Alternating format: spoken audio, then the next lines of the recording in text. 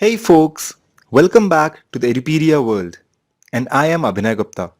And today again we are continuing with the audit and the auditors.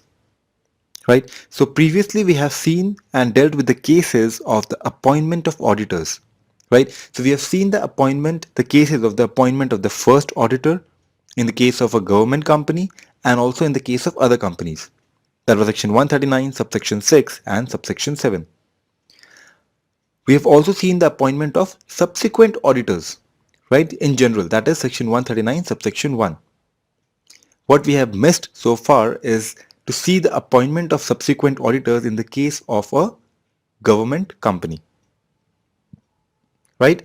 So now we'll see section 139, subsection 5, which is the appointment of subsequent auditor in case of government company. So first of all, if we look at the applicability of this section, it is applicable on all the companies which are government companies, right, as their nature. Plus, it is also applicable to those companies which are owned. Like, you remember what is a government company? A government company is any company in which 51% or more of the shares are held either by the central government or by one or more state government or by the central government or and one or more state government combined, right? Plus, we're talking about any other company also, right, which are owned or controlled directly or indirectly by the government company, right? And when we talk about the government, it is directly or indirectly controlled by the central government, state government, or partly by central and the state government, right? So it's for the government companies plus those companies which are controlled by the government. Now, what is the medium of appointment of auditor? We're talking about subsequent auditor, right? In the case of the first auditor in the government company, we have seen that the CAG should appoint the auditor in 60 days. Else, the director gets the chance for the next 30 days. Else, case is shifted to the members, right? But when we talk about the subsequent auditors, right, the case will be dealt by the CAG, but the CAG has a longer duration now. So the CAG gets to appoint the subsequent auditor over the period of 180 days from the commencement of the financial year. Right? So if you see, half of the year is given to the CAG just to appoint the auditor. Right? And the next half is given to the auditor to complete the audit. Right? So that is the scenario. So the CAG gets 180 days from the commencement of the financial year to appoint the subsequent auditor. And that subsequent auditor will hold the office as an auditor up to the conclusion of the next AGM. So this was only the part of this section. It was a very small section, section 139, subsection 5. So we move on to the next section now. It is about the filling of the casual vacancy.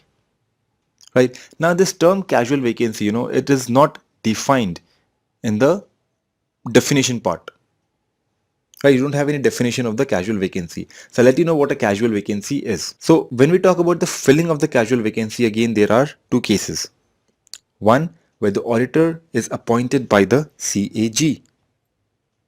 Right? So in which companies the auditor is appointed by the CAG? Basically in the case of the government company. Right? Or the company which are controlled by the government. So instead, always remember, even in your examination, right? Please keep it in your mind that although we are referring to those companies which are government companies or the companies which are controlled directly and indirectly by the government, we do not write that statement here. The correct words that are supposed to be used for these kinds of companies in this section would be the companies in which the auditor is appointed by the CAG. So we're talking about the casual vacancy which arises in a company whose accounts are subject to audit by an auditor appointed by CAG. So in that case, what happens is that the casual vacancy will be filled up by the CAG, right? But within the period of the next 30 days. Okay, so once the casual vacancy arises, within immediate next 30 days, it is the CAG's duty to fill up the casual vacancy. And if the CAG misses on this part, for example, if on 5th May, the office of the auditor falls to the casual vacancy scenario, then before the 5th of June, or the 4th of June, because May is 31 days, right? 4th of June, the CAG will have to appoint the auditor. But if the CAG is not able to appoint the auditor by 4th of June, right, then the next 30 days is given to the directors to fill up the casual vacancy. Now, this was the case of the casual vacancy that arises in the case of those companies where the accounts are subject to audit by the auditor who is appointed by the CAG. Please mark the language that I use. Right? In case of those companies where the accounts are subject to audit by the auditors who are appointed by the CAG. Please do not write government company or company controlled by government or anything like that. Play a little professional, right? You are studying law. So use the law words, right? Next, you have the second case in case of any other company. Okay, like you have seen the bifurcation since the beginning. When we were talking about the appointment of the first auditor, we had two categories. When we were talking about the appointment of subsequent auditors, we had two categories. Now, when we're talking about the filling of the casual vacancy, also we have two categories, right? The second category is any other company. So in any other company, there is no involvement of a CAG. So we understand by the virtue of it that the responsibility is passed directly to the directors, right? So the board will fill the casual vacancy within 30 days period, right? But understand, when we talk about casual vacancy, right? So the casual vacancy would arise due to various reasons. As there is a lack of definition in the definition section 2, right? So what we say about casual vacancy is that the casual vacancy would generally mean any vacancy which is caused by the auditor, right? Which ceases to act in the office that has been provided to them. Do you understand? And that auditor ceases to act after they have validly accepted the appointment as an auditor. Getting the point? So if Mr. A is an auditor who has been appointed as an auditor, maybe the first auditor or the subsequent auditor, whatever the case may be, and the appointment and acceptance and taking charge of the office has taken place perfectly. So now the auditor is in action. And after the auditor is in action, right, then the office becomes vacant due to any reason. Maybe the auditor passes away, maybe the firm dissolves, maybe the disqualification is attracted to the auditor, maybe the auditor himself resigns from the position, or whatever the case may be. Right? Why we cannot go with a specific case is because there is no definition of casual vacancy in section 2. Getting the point? Right? So what we also analyze from this, that if there is no appointment or no reappointment, as in the case of the first auditor and the subsequent auditor respectively, there is no case of casual vacancy at all. That means if the appointment of the auditor cannot be fulfilled by the CAG, then the director and then the members, or in case of the other company by the director and the member, right, then that is not termed as casual vacancy. Understand the case?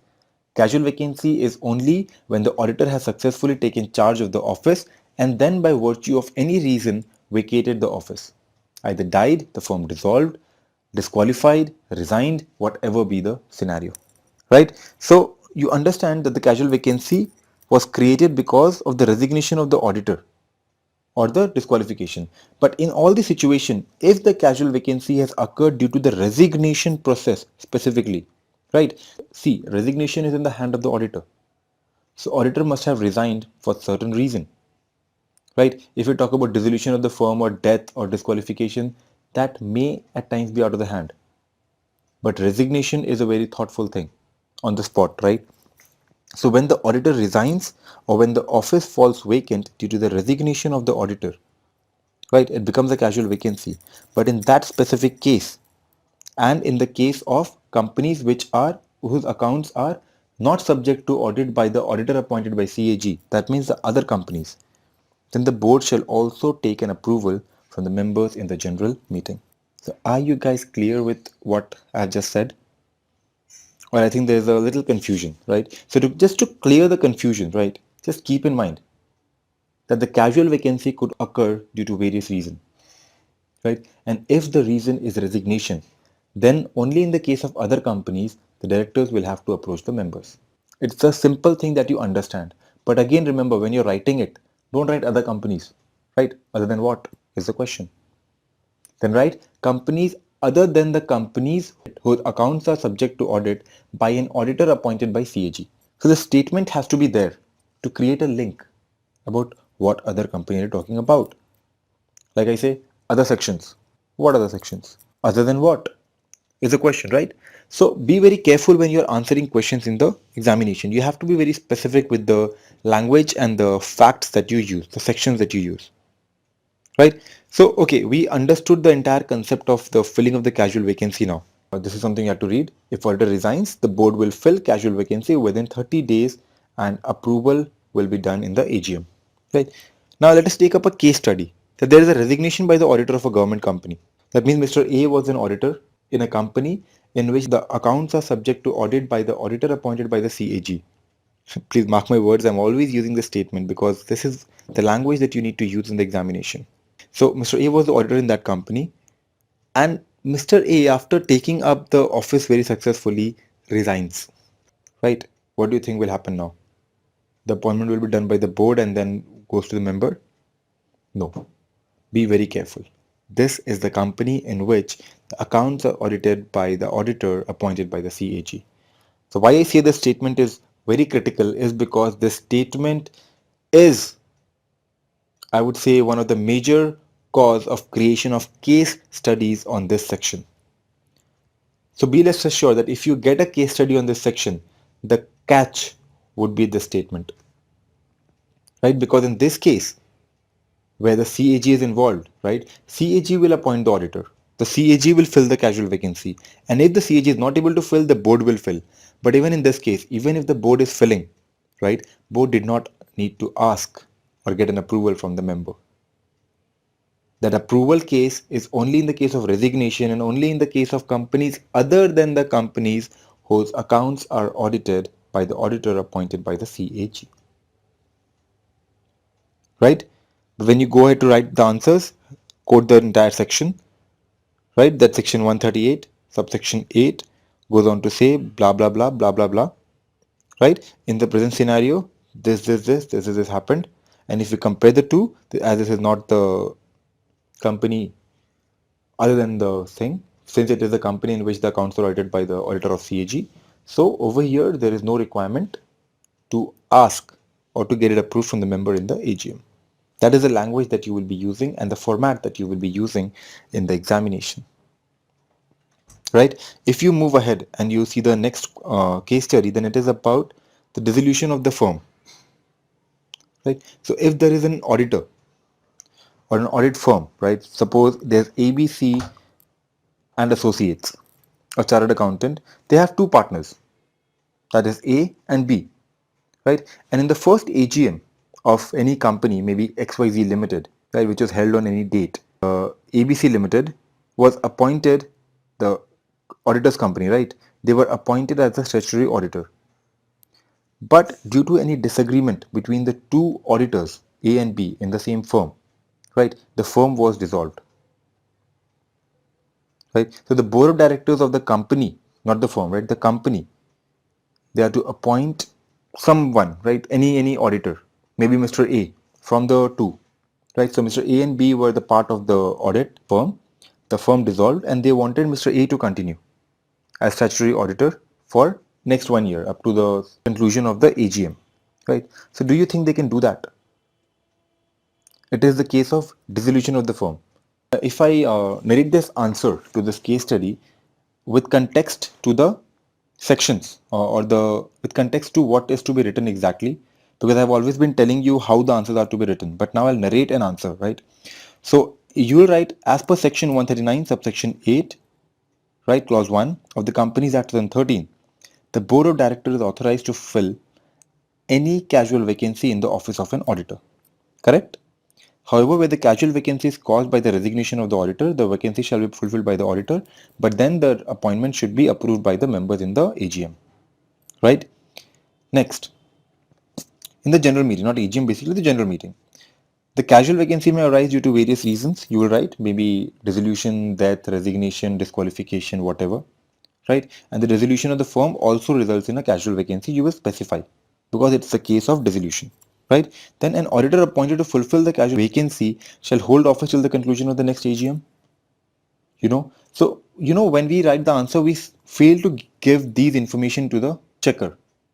We fail to write this information over there. But understand, when we are writing a section, right, you write the section in the totality and then give your conclusion on it.